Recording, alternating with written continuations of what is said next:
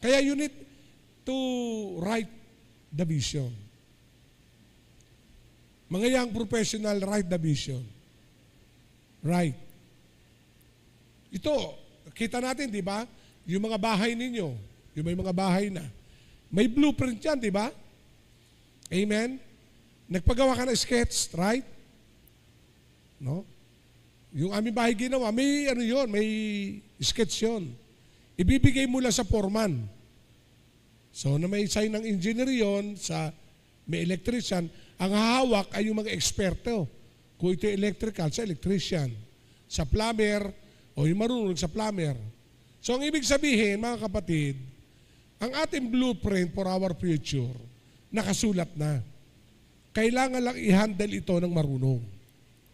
At ikaw yon, isa doon. Isa ang Diyos, isa ka doon. At isa ang kapaligiran.